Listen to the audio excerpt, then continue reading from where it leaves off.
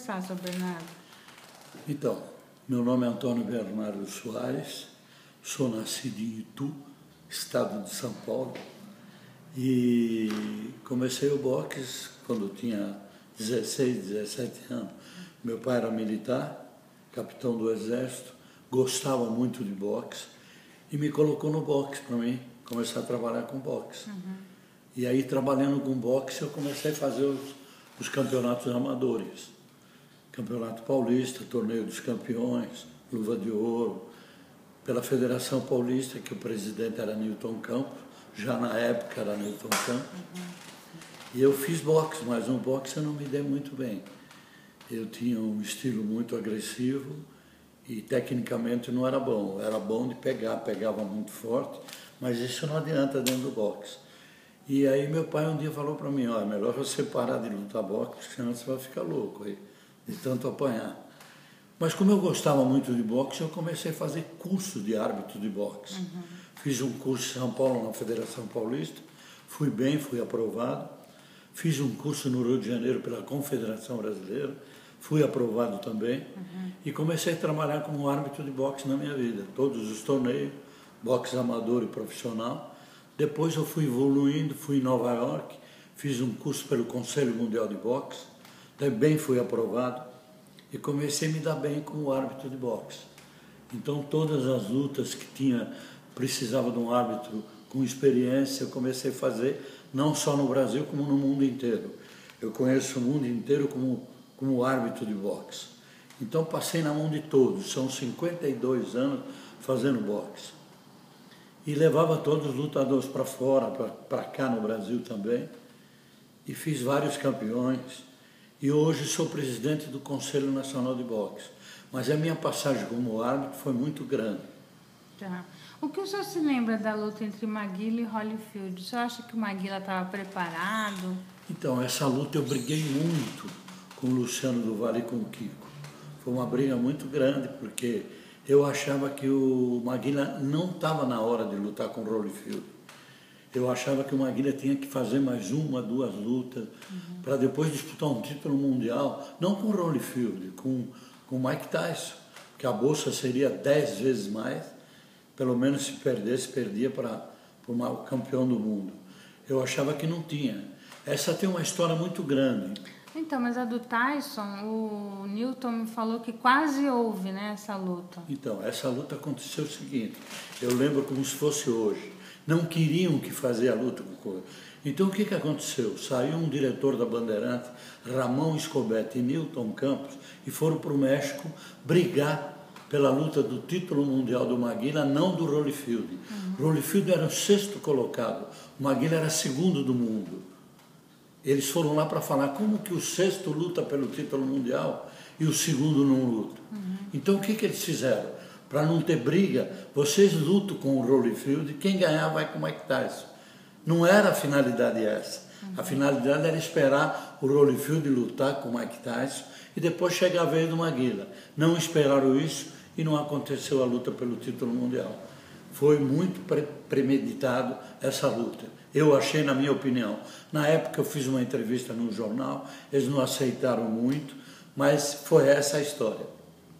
Mas isso está falando da luta do Holyfield com o Maguila. Com o Maguila, que eu achava que não teria que ser com o Holyfield. Teria que deixar o Holyfield com o Mike Tyson. Quem ganharia já lutava com o Maguila. E não fizeram isso. Mas essa história que o Newton falou do Maguila, ou do Tyson, que quase aconteceu a luta, o senhor sabe de algum... Então, quase aconteceu por isso, porque Maguila era 2º do mundo. Teria que lutar com o Maguila de qualquer maneira. Trouxeram o Holyfield do 6º colocado para lutar com ele. Já tinham programado, puseram ele em 1º do mundo. Holyfield em 1º do mundo. Como? Não lutou com o 2º, como é que está em 1º? Então eles foram para lá. Ramon Escobetti e Newton Campos para discutir. Falaram com o presidente do Conselho Mundial de Boxe, Sullivan. Ele falou, não, porque a bolsa vai ser maior, tal. Não conseguiu explicar.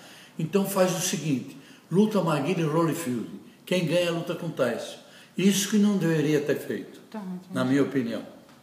Entendi. E algumas pessoas julgam que se exagerou nas qualidades de Maguila. O senhor acha isso também? O senhor acha que ele seria capaz de enfrentar o Tyson nessa época, então? Que era melhor, então, ele enfrentar o Tyson do que o Holyfield? É isso que o senhor está falando, então? Eu achava que teria com o Tyson. Para perder, perderia com o Tyson com uma bolsa 10 vezes mais do que ele recebeu com o Holyfield, na minha opinião. Agora, ganhar em cima do ringue, bem preparado, todos eles têm chance de ganhar. Você sabe disso, que às vezes você pensa numa luta terrível e ganha aquele que é o azarão. Boxe tem isso, infelizmente é diferente de futebol, bem diferente de futebol. Agora, o que teria o Maguila? O Maguila tinha uma direita muito forte. Foi testada nos Estados Unidos, mais forte que todos, só perdeu para o Foreman. O Foreman tinha uma direita mais forte que o Maguila, na época que foi medida o soco do Maguila. Então, lutando com o Tyson, que viria para cima, porque o Tyson tecnicamente também não sabia nada, era só força. Quando ele começou a lutar tecnicamente, ele começou a perder. Então era força, força contra força. O Maguila não assimilava muito o golpe, aonde o Tyson assimilava mais. Mas o Maguila tinha uma direita. Quando pegava, todos que ele pegou, ele derrubou por nocaute. Coisa que a gente via que ele não poderia ganhar uma luta, quando ele colocou uma direita, ganhou. Por que não poderia pegar uma direita no Tyson e ficar campeão do mundo em cima do Tyson? Eu acho que teria que arriscar com o Tyson, não com o Holyfield. Entendi. Então, para o senhor, seria melhor ele lutar primeiro com o Tyson, depois o Holyfield? Sem dúvida nenhuma. E depois o Foreman? Porque a gente tinha certeza que com o Holyfield dificilmente ele passaria. Aliás, o primeiro assalto ele lutou muito bem. Infelizmente, nós tínhamos um técnico americano do lado dele, que era o Dandy. Ele ganhou o primeiro assalto, nós escutamos o Dandy falar: vai com tudo que você vai ganhar por nocaute. Não, o boxe não é assim. O primeiro assalto ele saiu bem, teria que sair todo para ir para cima dele lá no sexto, sétimo round que ia. Eu achei que também o técnico foi premeditado para fazer ele derrubar. Então quer dizer que, mesmo sabendo, tendo consciência que o Maguila não estava preparado para lutar com o Holyfield, isso foi armado mais por questões de ranking, de politicagem, então, na época? Sem dúvida nenhuma que nós fomos pedir que não poderia lutar o sexto com o Tyson. Como você traz um cara que é sexto colocado para lutar com o primeiro, com o campeão? Você teria que, pelo menos, com o segundo lutar com o campeão. Eles passaram na frente por causa de dinheiro. Nos Estados Unidos, o Maguila não daria muita renda, não daria muito dinheiro, como daria o Holyfield, e aí passaram na frente. E nós não deixamos passar na frente, nós fomos lá pedir. E esse pedido é que atrasou toda a luta do Maguila com o Tyson. Entendi. E o que aconteceu com o Maguila depois que perdeu do Holyfield, perdeu para o Holyfield e para o Foreman? Ele tinha algum contrato, por exemplo, com a Band, algo assim? Então, eles tinham um contrato com a Bandeirante, que era o Luciano e o Kiko. Aliás, esses dois que levaram o Maguila para frente. Sem Luciano e sem Kiko, jamais o Maguila chegaria como o Maguila, em segundo no mundo. Eles levaram, porque precisa ter alguém atrás. No Brasil nós não temos boxe para levar assim, nós temos futebol.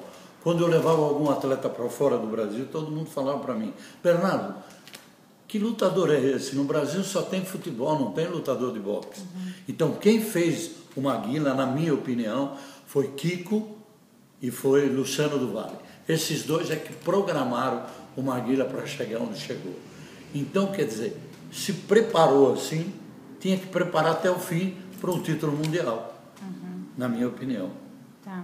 O senhor lembra, o senhor acompanhou então essa luta do Maguila, o Holyfield e o Maguila e o Foreman? O senhor estava lá? Isso. Na luta com o Maguila com o Holyfield, eu estava nos Estados Unidos. O primeiro assalto foi muito bom. O segundo, ele se precipitou, vinha ganhando a luta. Se você assistir o tape da luta, ele vem ganhando, ele vem pondo uma mão no Holyfield, mas era muito perigoso encostar perto do Holyfield. Teria que jogar na distância, bater, sair, Como ele fez outras lutas, por exemplo, como ele fez com quebra-osso. Ele lutou 10 assaltos quebra-osso, batendo e saindo, e ganhou a luta. Então ele teria que fazer isso.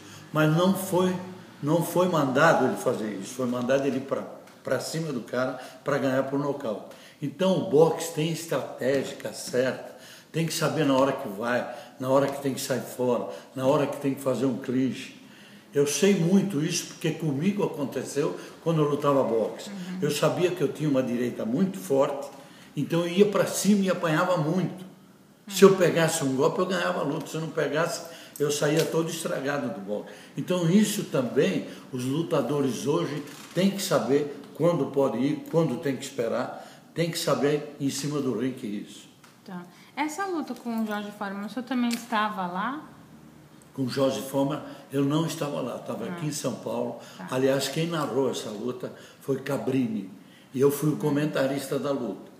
Eu sempre comecei, antes de começar a luta, eu falei, nós temos uma chance de o Maguila colocar uma direita no Foreman e derrubar, porque a direita do Maguila é muito forte.